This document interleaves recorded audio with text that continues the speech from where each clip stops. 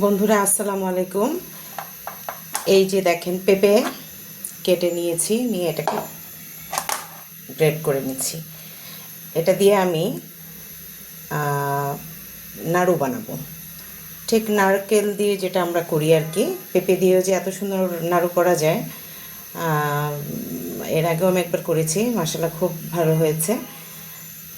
তো যাই হোক, আপনারা দেখেন আমি কিভাবে করি, আপনারাও এইভাবে করবেন, ভালো লাগবে। এই যে আমি কুচিয়ে নিচ্ছি সবগুলো, মানে এইভাবে কুচিয়ে নেব, নিয়ে তারপরে আমি স্টেপ বাই স্টেপ দেখাচ্ছি।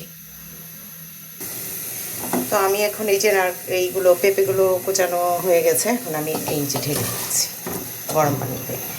এটা আমি বেশি সময় সিদ্ধ করব না, জাস্ট হালকা একটু 2 মিনিট একটু পানিতে সিদ্ধ করে নেব, ভাপ দিয়ে নেবো আর কি, তারপরে পানিটা ঝরিয়ে নেব।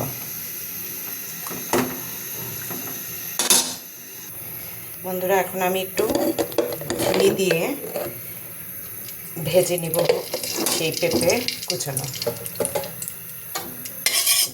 এখানে ঘি আর দিয়ে দিলাম একটু দারচিনি, তেজপাতা, আর এখানে দিয়ে দিচ্ছি সেই পেঁপে কুচানো।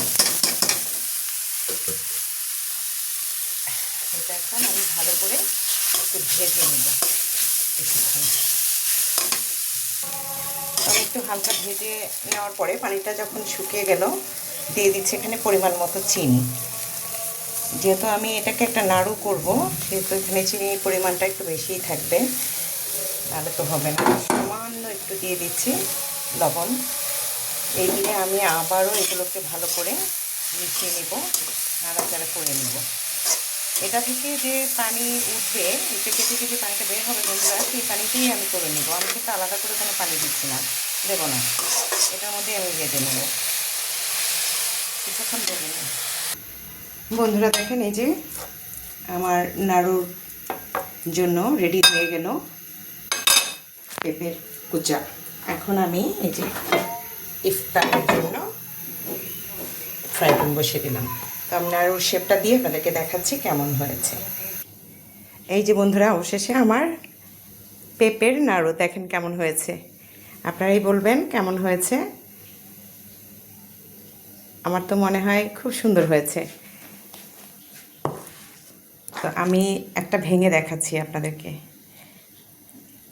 যদি এখন একটু গরম আছে, যখন শক্ত হবে আর একটু, এখন একটু কুসুম কুসুম গরম, দেখেন কেমন জুসি জুসি, কত সুন্দর। তো এটা আর করে খেয়ে দেখবেন, খুব ভালো লাগে, অন্যরকম একটা ফ্লেভার, অন্যরকম মজা। তো ঠিক আছে বন্ধুরা, আজকের মতো এখানেই বিদায়। আল্লাহ হাফেজ, ভালো থাকবেন সবাই। আসসালামু আলাইকুম।